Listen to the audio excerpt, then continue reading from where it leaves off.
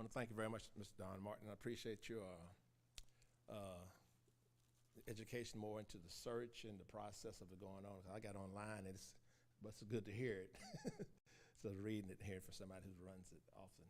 I also want to thank the school board, Chairman Brickler, Assistant Coons, and Gould, and Springate, and Wilson, for you all doing this publicly. I mean, it's really refreshing to invite the public to come and to share and give their input on who we'd like to see as a superintendent in our community, because education is everything. We know that.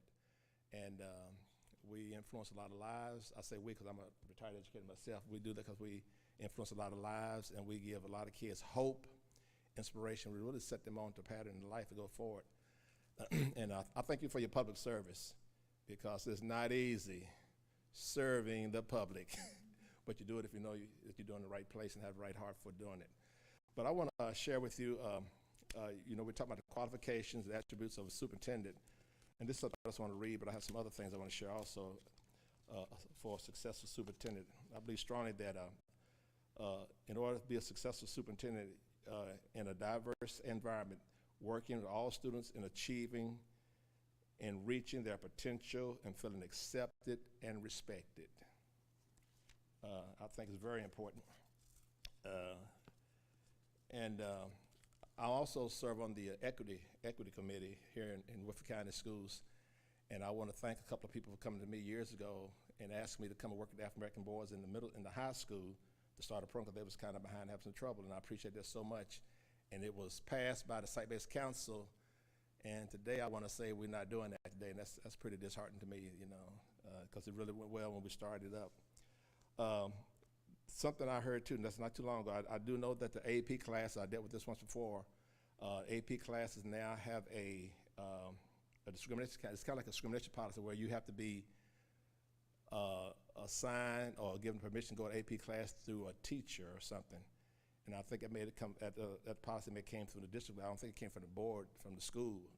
But I think that's something we talked about years ago, about if any kid, minority any kid, wants to take AP classes, they ought to make sure they can do that themselves without having a recommendation for some teacher or teachers, because they had to put an African-American kid way back in line if the teacher has other kids in front of that African-American kid who want to take the AP classes. And so I think it's good if the African-American kid want to take AP classes, let them sign up and do it. Let them take it, And I think that's good. I think it'll be much better for him instead of teacher's recommendation. Another thing is, I know that education is a process of acquiring knowledge and developing skills across diverse groups of students. And then I said that because when I was an educator, went into education, I was kind of naive. I thought when you go into education, everybody is going to education going to be excited about the diversity, kids from all walks of life, backgrounds and everything. And being in a classroom or being around that many kind of students from diverse backgrounds, you get excited about the diversity you have in your class or kids that you're around, that you can influence them some kind of way to learn together, work together, and come together. And you got a teacher or us as models to model that for them. I thought that's beautiful as an educator. And you see them grow with them, you see them grow, their lives grow as they learn from each other. But I was kind of naive to believe that. But when I got in, I saw it's not always like that with administrators or with teachers in the building. That was kind of disheartening for me. And here's some of the attributes I would love to see in a superintendent coming to Woodford County when you all select one. And I trust you all very much in what your selections are. I think I know you all a little well, pretty enough, to have a conversation with you guys. I really do, and I thank God for that. I think this can be one of the best boards we've had here. I think it's how does he or she achieve the racial injustice in our schools? We live in a very, very difficult time, and you have to be a leader that can deal with those kind of situations in order to keep all the kids engaged, for all the kids to feel like they're accepted, they come into the building, and they feel like they can be respected and accepted in the building because of the leadership of the administration in the building and the teachers, those kind of things. I'm gonna get to culture later, but I think that is so important, because we see what's going on in the world, in the country, and I care what goes on in the country. We can't change it, but we can do what we can do here in Woodford County. We cannot change other communities. We can change Woodford County, Woodford County best as we can be, all right? So how does he also address racial injustice where there is members in our community, even in our schools and our faculty, who may be defensive when you try to face these kind of injustice in the school system? Because there's always pushback, even when you do right, and what is moral and what is just. I want somebody that can be able to stand for what is right and just, and not about the color of someone's skin, or if they live in Jacksontown, or if they live in some other affluent neighborhood. If they can just take the situation and deal with the situation and make the best decision in that situation. It takes a lot of character, a lot of integrity, okay? I want to know, how did he or she address in our schools of a lack of black administrators and faculty? I know we have 4 schools, elementary schools in Woodford County. We have no black administrators in any of them. Elementaries, I think we have one teacher, one African-American teacher, maybe a minority at Simmons, but we have none across the board. And we have, in the middle school, we have one African-American teacher, I believe certified. High school have a little bit more. I don't know if they're certified, but they're in a position of, they're at high school, there's a lot of them out there. A few, I won't say a lot, a few, And the reason that's so impactful for you all is because, see, when kids walk into the building and they see people who look like them, they want to be like them. We know the studies showing that we got African-American teachers in the building with the kids, academics go up, discipline problems go down. That's just a proven fact. And so also it makes African-American kids and other minority kids, when they come to the building, they see somebody like them. That was one of the biggest inspirations in my life for me, to see people who look like me doing things that I would like to be. You have to have that. They have to have that. And you'd be surprised how much that will enhance and change the environment for the kids who will feel in the school. They feel like they have somebody that's in the building with them, looks like them. And that's an important example. When I went to Sarah School in the 80s, they asked me to come as a teaching coach. I went there for Sarah School, and I had an all-white team. Now, I could have hired a black assistant. I could have gave another friend who liked me on the job, but I went and hired a white assistant. You know why? Because I want them kids to feel comfortable. That's why I did it. Now, I could have gave another man who liked me the opportunity to coach, because we need opportunities like anybody else. But I hired a white assistant to make them feel comfortable, because I knew I could interact with all the kids, but I want them to feel comfortable with it because they didn't know me.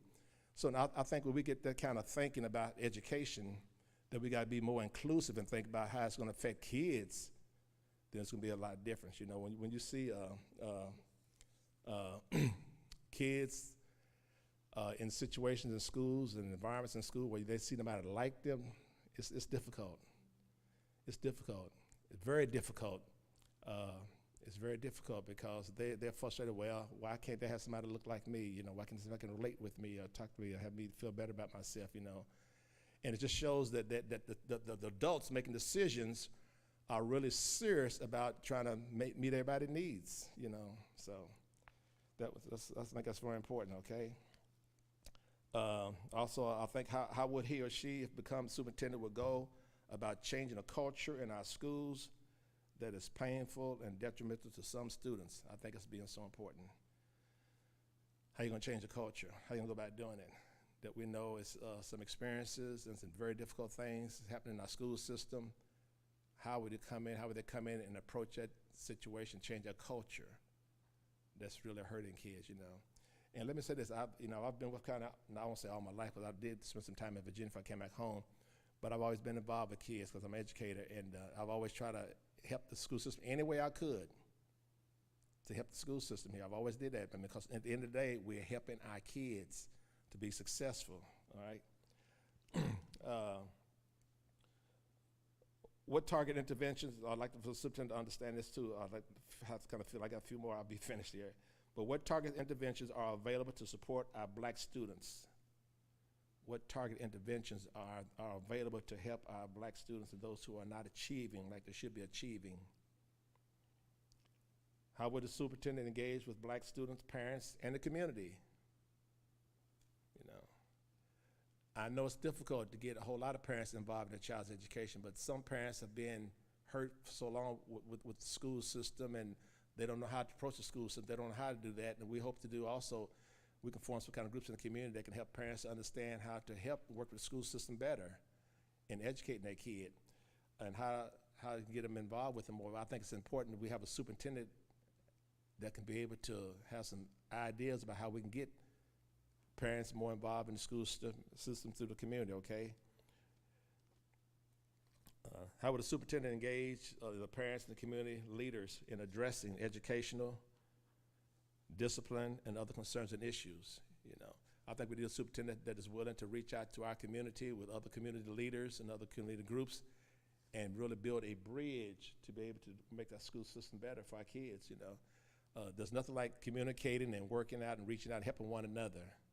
I think we can do that, have a better understanding, and be more inclusive in what we're doing. How does he or she see students of color? I think it's so important. That's something we can't always assume when you hire somebody. We just assume because in education they see all kids alike. They see all kids can learn. All kids are qualified to learn no matter who they are, where they come from. I think the perception of that is so important. I like to kind of, I don't know how you can measure that, but I'd like to, you know, hear something, you know, some experience or their feeling about something like that. What would like for he or she to release, would they release an audit to the public? Why or why not, if they receive one? You know, I think that's important. Sharing the audit with the public, give them an idea what the school is going on, what's going on in school, how parents and people are feeling about with the school system, what's going on, and how others are relating to it.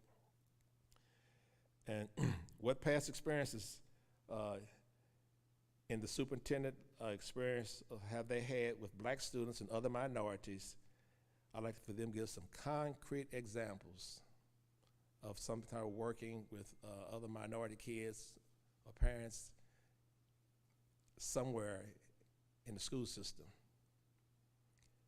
If they haven't, if they come, then at least we'll be working with them in some kind of ways to help them. But I'd like to know if they have any of those experiences themselves of working with African American kids and minorities in the school system. And like I said, give some concrete examples. I want to thank you guys and let us all make Worth County Schools great and make it better and help a lot of kids. And we'll be so proud of ourselves and proud of our kids and say it's good to be a part of Worth County School System. So thank y'all for this open forum too. Thank you very much.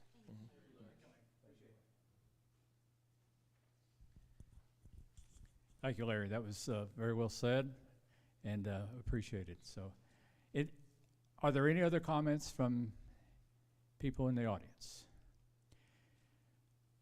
From this point onward, tomorrow we'll be releasing the names of the Superintendent Search Committee. What I wanted to do is get word ahead of time to those people who want to be considered to be on the committee, to give them a heads up if they were not chosen by the stakeholder groups before we put it out as a group. But probably by noon tomorrow or shortly thereafter, Jesse will publicize the full committee, so everybody will know who's going to be on this committee. So there's certain things I ask of the community with this committee. You know, these people are Woodford County, okay, and it's a tough job, and they have to be tough people. There's a lot of pressure put on committee members. I ask the community, the school people, as well as people that's not affiliated with the school in that capacity, to let that committee do their work. You can provide what we've been discussing tonight. You can provide information to those people about qualities and attributes that you would like to see in a superintendent. They are to listen, just like your Board of Education is to listen. And if you concerns that people like Larry have, if that's relayed to someone that's on the committee, then they can bring that issue up to the full committee when they start interviewing people to make sure that something like that is covered. So only thing I ask is don't pressure them about who has applied for the position and things of that nature.